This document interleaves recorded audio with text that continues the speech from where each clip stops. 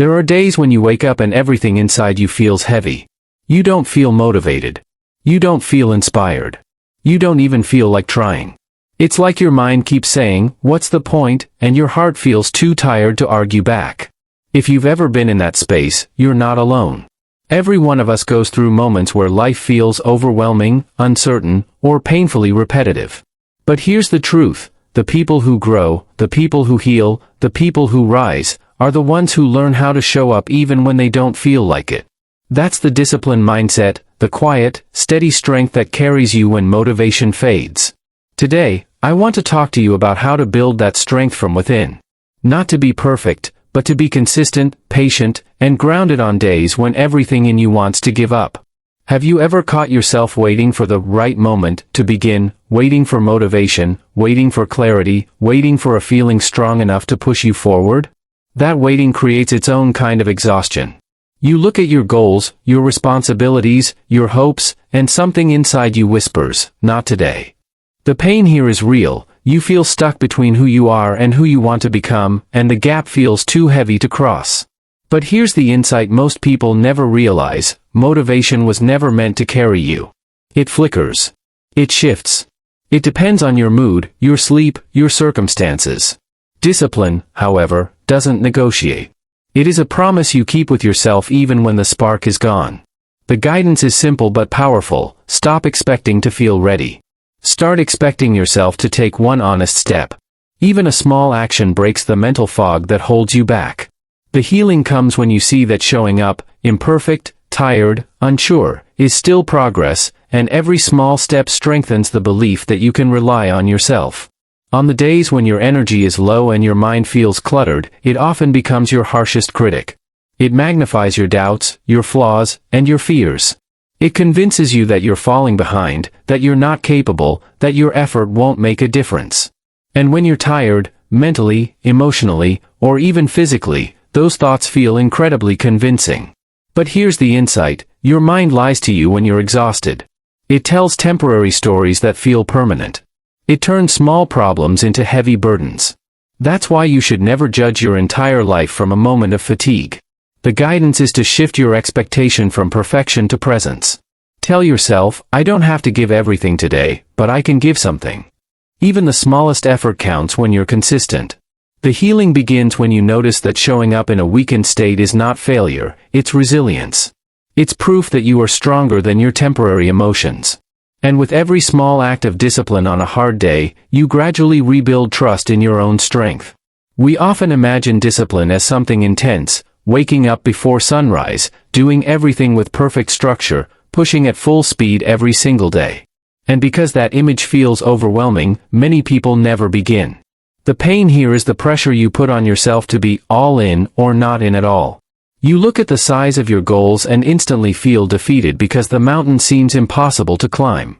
But the insight is this: discipline grows through small, manageable actions.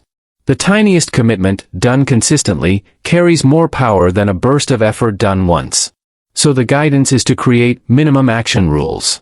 1 minute of writing. 5 minutes of exercise. A single moment of stillness. 1 page of learning. These small actions bypass resistance, reduce anxiety, and build momentum. With time, the healing becomes visible. You stop judging yourself for not being perfect. You begin to value effort over intensity. You develop a quiet confidence because you're proving to yourself every day that you can move forward, no matter how small the step. So many people give up too early because they're glued to the outcome. They want instant results, visible progress, quick reassurance, immediate rewards. And when life doesn't respond that fast, they feel invisible, unnoticed, or unworthy. The pain in this moment is the belief that effort only matters if success shows up quickly. But the insight is far deeper. Growth happens quietly, in ways you cannot always measure. Seeds remain hidden beneath the soil long before they break the surface. Your progress is the same. The guidance is to shift your focus from results to the process itself. Ask yourself, who am I becoming as I do this? Not, what do I get from this today? Discipline shapes your character: patience, resilience, humility, emotional steadiness. These traits outlast any temporary setback. The healing comes when you detach from the pressure to see immediate change. You begin to trust the slow, meaningful unfolding of your life. You stop comparing your timeline with others and start honoring the work you're quietly doing within yourself. There are times when your lack of discipline is not actually a lack of willpower, it's the environment around you draining your focus. The constant scrolling, the endless comparisons, the pressure to respond to everything immediately, the noise of other people's opinions, it all chips away at your mental space. The pain lies in feeling scattered, unfocused, and overstimulated, even when you genuinely want to do better. The insight is simple: discipline doesn't grow in clutter. It grows in clarity. Your mind performs at its best when it has room to breathe. So the guidance is to gently remove the noise. Clean your digital space. Reduce unnecessary exposure to negativity. Set time limits for distractions. Create small rituals of silence, a brief walk, a few minutes of deep breathing, a short break from screens. These small shifts protect your mental environment. The healing comes when you realize that focus isn't built by force, it's built by removing what drains your energy. As your world becomes quieter, your decisions sharpen, your heart steadies, and you regain control over the direction of your life. Many people see discipline as harsh or restrictive, but the truth is the opposite. Discipline is one of the purest forms of self-respect. It's choosing to honor your future self even when your present self feels tired or unsure.